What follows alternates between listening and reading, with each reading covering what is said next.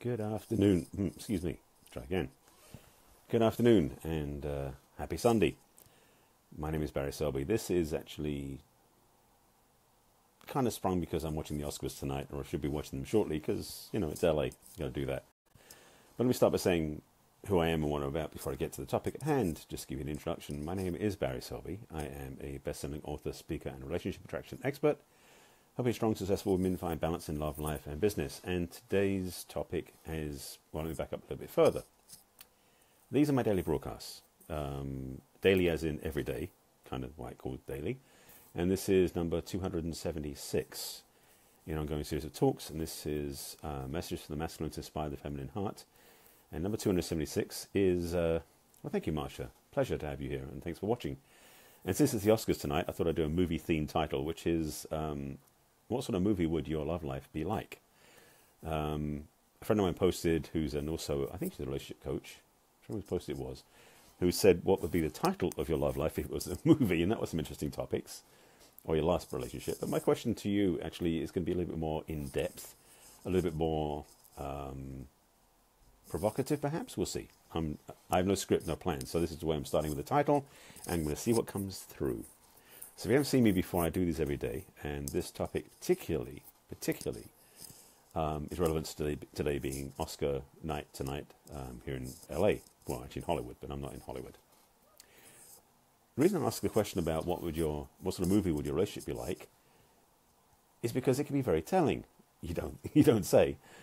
And so, for example, if your relationship, actually, let me say it this way. If your past relationship or your ideal relationship was like a romantic comedy, is that more on the romantic side or more on the comedic side? If your past relationship was like a horror movie, you might be a bit scared about dating somebody new after that experience. If your past relationship, and those past ones as the basis for this conversation for a moment, was like a I got some bad ones that are showing up. I got to be careful what I say. No, I won't go there. That wouldn't be appropriate. If your past relationship was like a okay, I'm gonna play with this one. If your past relationship was like a really bad sequel that was made with different actors with a lower budget and a worse product than before, that would be very telling. I personally had that experience myself. So I'm just going to open to my experience of my relationship history having been a very bad sequel. Actually, it was 2 sequels. And each one, I'd say each one was worse than the first. So that's my self-disclosure. How about yourself? Marsha, what do you say? Your past relationships look tragic to others, but to me they seem magical and opportunity for mystical growth. That's a powerful perspective. A very powerful perspective, in fact, because... let me say this, it's an advanced perspective because for many people, they don't look to their past relationships as lessons or as opportunities or as growth experiences, more as trauma, pain, suffering, hurt, stuff like that. Part of my work with my clients is to show them that their past history may in fact have been an opportunity for growth. Certainly my own experience of relationships, if it hadn't been for the ones I've been through, I wouldn't be doing the work I'm doing now. So I'm very grateful for those relationships, as painful as they were at the time of the breakup, because I was the one who got broken up with. It wouldn't have put me where I am now. So for those, I'm very grateful, even though I wouldn't want to necessarily go through them again. In fact, I'm clear I won't be going through those again. I was talking about that with somebody this morning, is this, the way I was in past relationships, I was so, again, self-disclosure, I was so attached to thinking that making my partners feel good meant that she had to have control of the relationship. So I'd abdicate my role. I wouldn't be my masculine. At that time, I didn't know what the masculine was in the masculine-feminine conversation. And I would basically become a beta male, is the way I've been terming it. I was very flexible, supplicant, is that the right word? To what she wanted, which I thought was a great thing. And for about 6-8 weeks, maybe, it would be great. And then she'd go, where's the guy who has clarity, direction and purpose and vision, that sort of stuff? Again, these are hindsight experiences. I didn't have them at the time, and she didn't tell me at the time. Each of those 3 she's, speaking about the 2 bad sequels. So I'm inviting you to look at that as a contemplation. You don't have to answer to that, of course. So Marsha said, see in the other a mirror of myself, and I'm very grateful to have had the opportunity to see aspects of self I wouldn't have otherwise known. Exactly. Yes, Marsha, exactly. The thing for most people they don't realize is that relationships are that. They are mirrors and reflections that we can grow in, through, and above. For some people, relationships are just a place to occupy time and space when they don't want to be alone. For some people, relationships are a place to have sex, or comfort, or financial support, or safety. For some people, relationships are a traumatic experience where their experience was painful, was hurt, upset, brought up lots of stuff in the history, and they didn't want to go back into it. So I would say you were Marsha, are one of the more astute and wise graduates of relationships, to put it that way. Many aren't. I'm grateful that people I surround myself with, including myself, have definitely been through our own journeys and have definitely been willing to learn the lessons from those past relationships. So that is healthy, and also changes the, let's just say you won't do any sequels, hopefully, because you won't be repeating what you did before. So what I would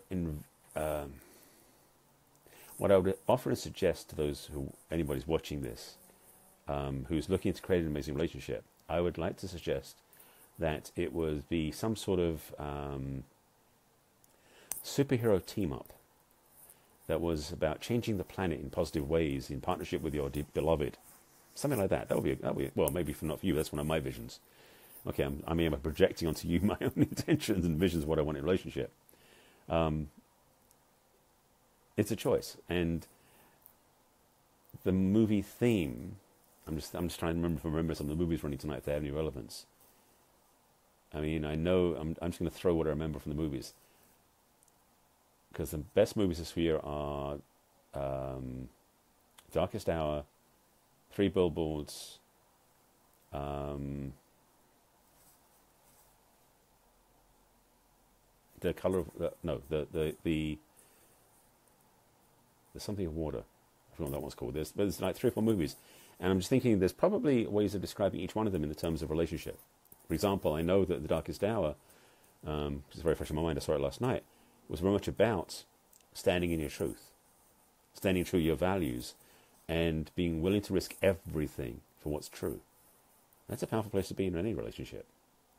Three Billboards was largely about forgiveness, and also healing of resentment, and letting go of hatred.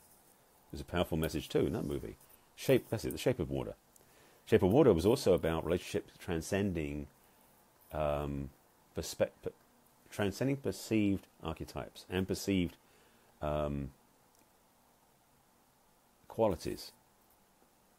Since both partners in that romantic relationship were from different species, but also different roles, different modalities, different possibilities. So that's 3. What's the other one? There's a couple of movies I'm thinking of.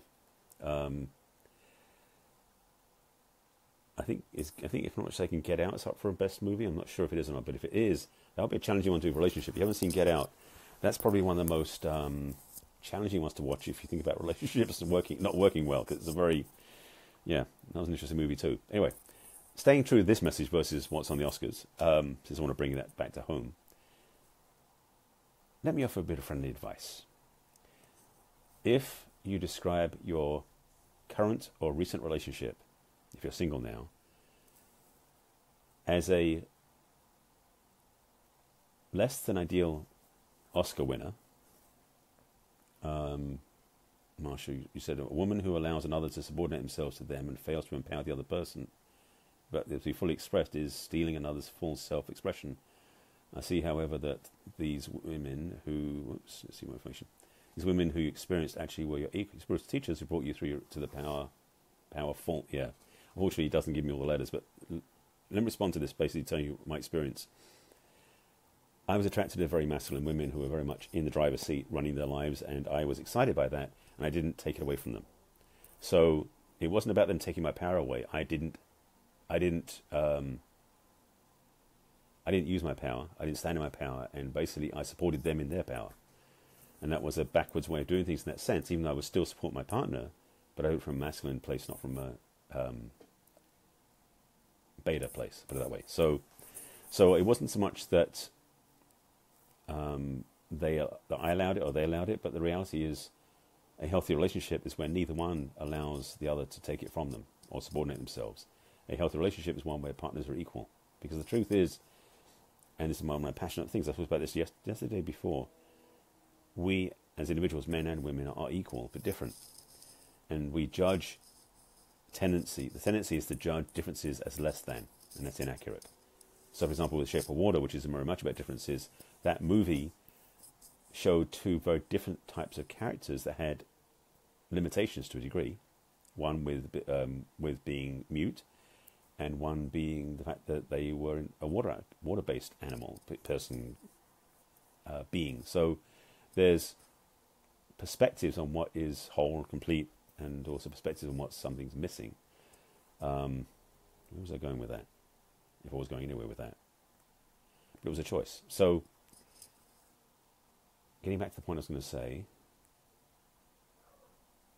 it was in there somewhere. I think I may have lost it. It's okay. So, consider for yourself, this is the question again. What sort of relationship you have, what sort of relationship you've had, and what sort of relationship you want. And if the first two weren't working for you, hopefully the choice for what you're wanting is a lot different from those two. And you start building from that place of what you don't want, and start creating a list of what you do want. That's actually part of my coaching work. That, I think, is about it. I don't know any more juice coming up. In case you watched my broadcast before, I tend to talk from a place of being fed information or fed insight or fed juice, as it were. And I think I'm about done with this one because there's nothing else that shows up to talk about. I appreciate, Master, I appreciate your interaction, your comments and feedback. Thank you. For those watching this on YouTube, I did repeat what was written on the comments from the Facebook Live this started on, so you're at least hopefully understanding what I was talking about and what my audience were talking about. Thank you for watching. Thanks for being with me. What was I going to say? It's been a long day, sorry. Sundays are my busy day, it seems. I have so much going on. I invite you to take care of yourself. That's the big thing always. To honor yourself, respect yourself, be gentle with yourself, and take care of yourself. You deserve the most amazing relationship if you truly are willing to go for it. And don't settle for less than you deserve. Thanks for watching my broadcast. Thanks for sharing it out if you feel like sharing it out with anybody. Thanks for the comments, the likes, the love. And make sure you watch me tomorrow. I'll be on for another broadcast, which will be number 277 of my daily Facebook Lives. Oh, if you want to find my broadcasts, thank you, Marsha. I appreciate that. If you haven't seen my broadcasts, you can find them on my website, which is barryselby.com. You click on the video blog to watch them there, or on YouTube, which is where these end up as well, which is on my channel, which is Barry Selby, under the playlist of Messages of the Masculine, or on my business page on Facebook, which is barryselby.author, and you can certainly work and follow me there. With that, I wish you a wonderful evening, wonderful week. I'll be back in tomorrow again, as always. Well, at least ongoing, I'm doing these daily Facebook Lives. So I'll see you again tomorrow. Take care.